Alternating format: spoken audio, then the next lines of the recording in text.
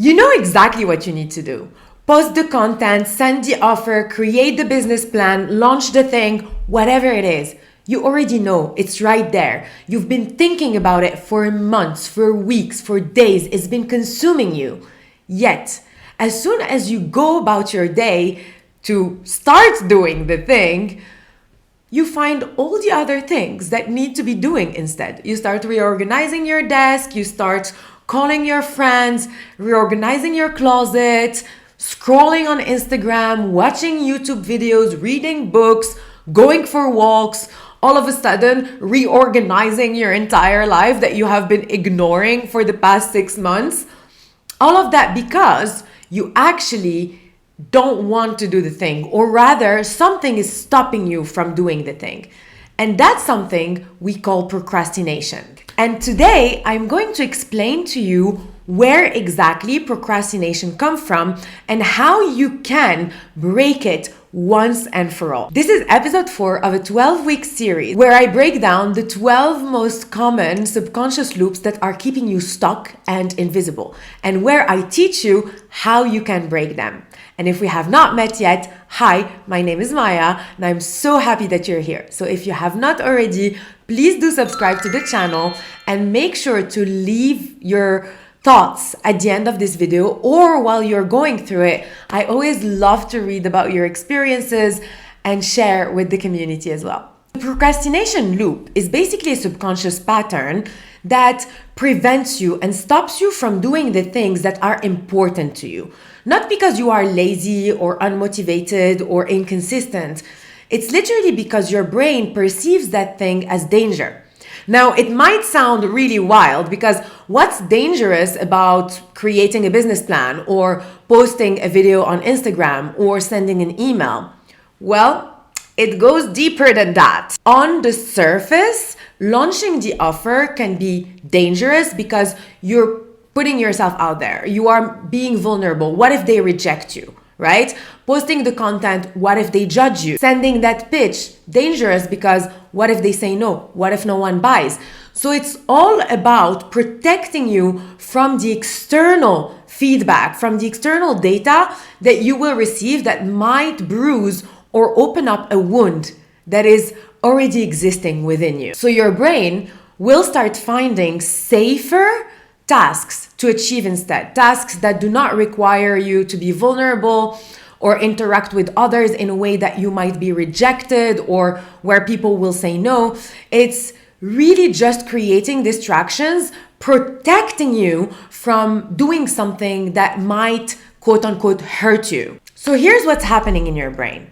When you are about to do something that is important to you, your amygdala, i.e. the part of your brain that scans for danger, starts scanning and finds danger. If I do this and it doesn't work, I'll be exposed, I'll fail, I will be judged, I will be criticized, I'll be marginalized.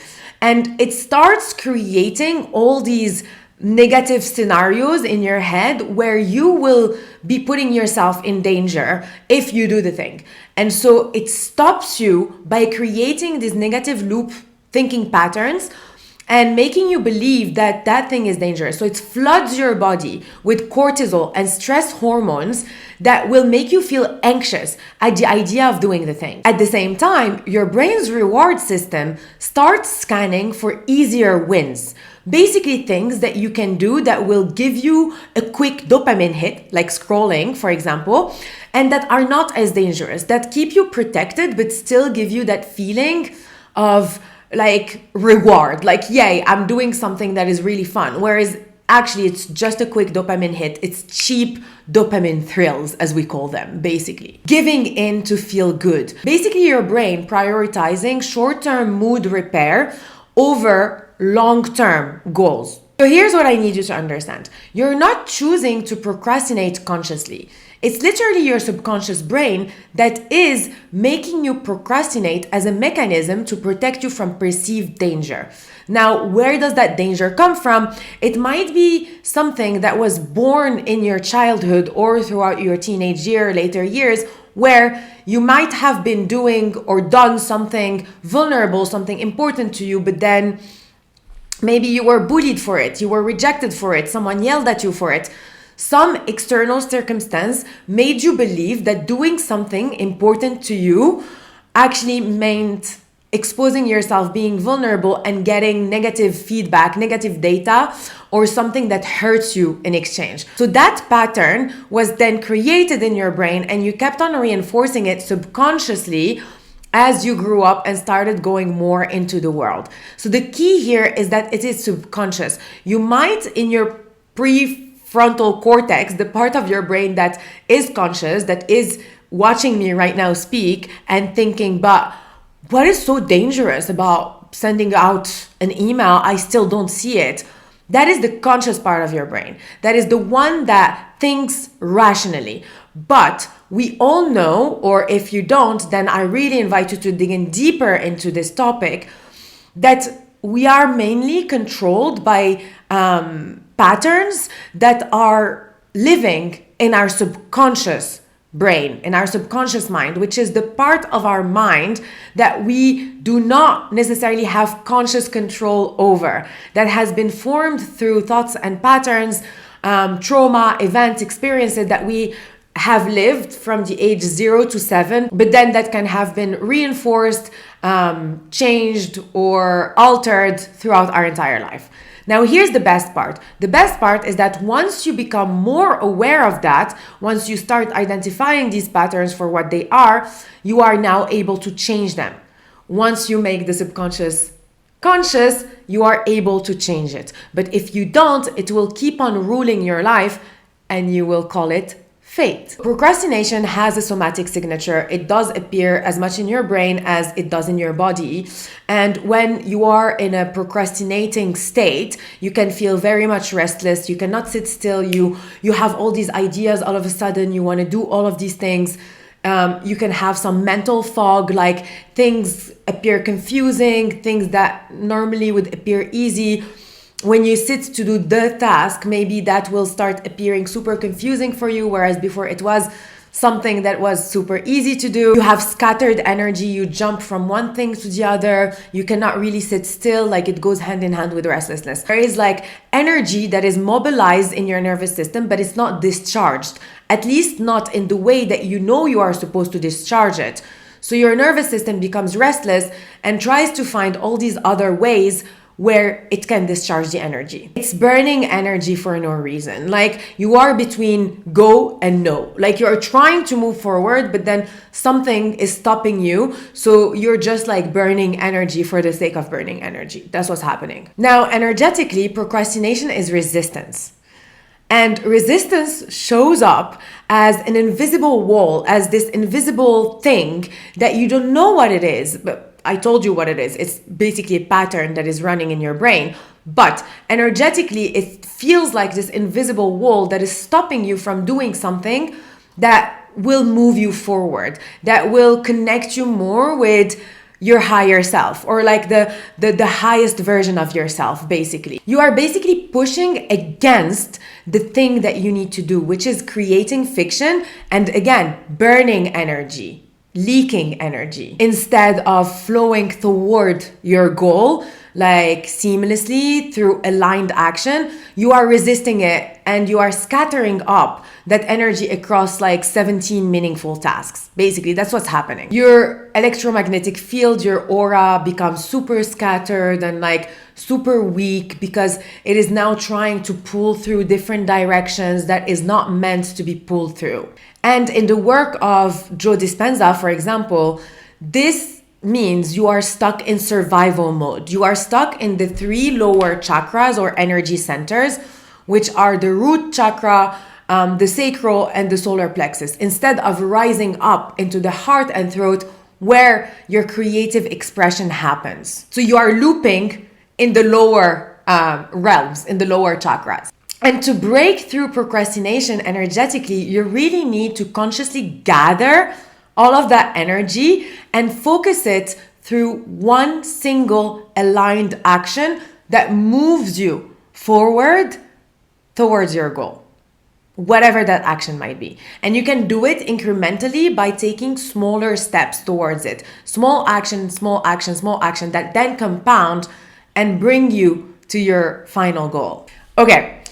So now, how do you break through this pattern? We know that this is a subconscious pattern that can translate into an invisible energetical wall, but the root of it is a pattern. It's something, a pathway that has formed into your brain when you were a kid. And as I always say, the best way to break through a pattern is to first bring awareness to it. So see it, understand when you are entering procrastination loop, and then interrupt it by choosing differently, by choosing to do something different than you would have done before. How do you identify the pattern? Next time that you find yourself doing busy work or something where you catch yourself doing something that you're not really meant to be doing, pause and ask yourself, what is the one task that I am meant to do instead? What am I afraid of if I complete this task instead? And that will start tracing you back to the real reason behind your procrastination. And if you want to move it even further, you can say, what is this protecting me from? And then you will start getting things like, oh, it's protecting you from the fear of being rejected. And then you can ask, why? And you can keep on asking why, until you trace back the origin of the pattern. Probably in your childhood, probably either with your family, your parents, your friends, your school, whatever it is. Something right there has happened that made you believe that putting yourself out there, being seen, being visible was dangerous. And so you created this procrastination pattern that you kept on reinforcing over time in order to avoid that. And this is really a trick, asking why, asking a question and then keep on asking why, is a trick that you can use for any and all pattern because it will help you trace back the origin. When you trace back the origin, you can rewire it at the root.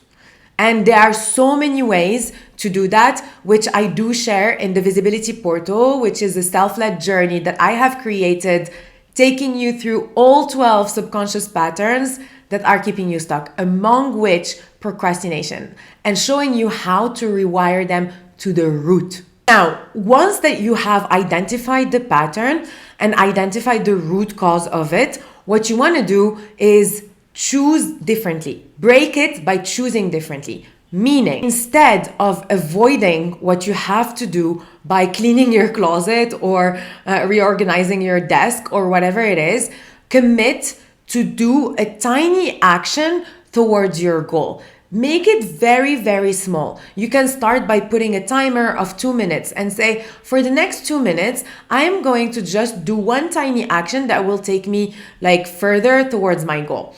And what happens is that by putting a time limit to it, you are tricking your brain to actually move towards that direction by also engineering a little dopamine hit.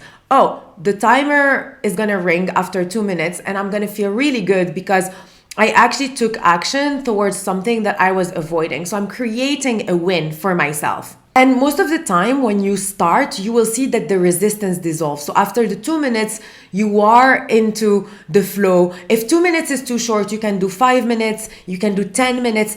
You can do it incrementally, depending on your level of resistance. I know that some people have huge amounts of resistance, so they really need to start with 2 minutes, even if it's just opening your laptop and writing the first line of the email, if it's an email that you were avoiding. But that's literally how you do it. Another way that I find to be really cool to break through the procrastination and choose differently is when I find myself procrastinating or trying to avoid to do something and I have huge resistance towards taking action, I'll take a piece of paper and make a list. I'm a list person.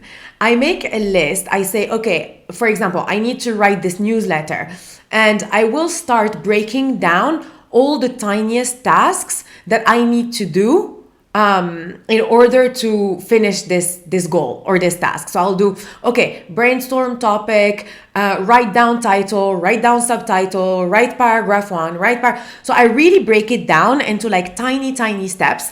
And then I take the easiest step and I do it. And then once I do it, I just cross it from the list. And that gives me a dopamine hit. It kind of creates a little reward system in my brain that makes me want to move forward and continue doing what I'm doing. So this is also a little trick that you can do. But the key here is really to catch yourself when you are procrastinating. Ask that list of questions like, am I doing the thing that I'm meant to be doing? Why am I not doing it? Like, what am I really afraid of if I finish this thing? Like, and what am I protecting myself from? Trace it back to the root if this is something that you want to do. And once you have done that, you can go on and choose differently. You can say, okay, well, now that I know what is this, that I am in this pattern and where is this pattern coming from, I'm going to choose differently next time I catch myself running the procrastination loop. And you choose differently by, instead of going and doing 17 meaningless tasks, you can just sit and put a timer and start doing the task or do the list trick that I just taught you. And the more you do this, the more you choose differently, the more you weaken the loop, because you are basically showing your brain that you are safe working towards something that is meaningful to you, some goal that you really want to be doing right now. Here's the truth. The thing that you are avoiding is the thing that is going to change everything, even if it's a small thing to start with. But that's really what it is. And that's why you're avoiding it, because that small thing will probably create a bigger ripple effect that will drive you towards achieving a huge goal that you are avoiding in the first place. So when you start breaking these like little subconscious patterns that to you can feel meaningless, or that we have vulgarized in a way, it's like, oh yeah, like procrastination is so cool, I'm a master procrastinator. No, like you are stopping yourself from doing something that will genuinely change your life, and you might not perceive it as such because what you are procrastinating on can be such a small task or such a small thing to do, or maybe something that you even perceive as meaningless. It can be something like linked to your work and you don't really care about your work, but there is always like a root cause that once you uncover it, you will significantly change your life from it. So this is it. I hope that this helped. And again, please do subscribe, share your comments, tell me your thoughts around procrastination and what you have been learning on your own about it. And if you want deeper support, you can grab the visibility portal. It is linked below, and I will see you next week. Bisous.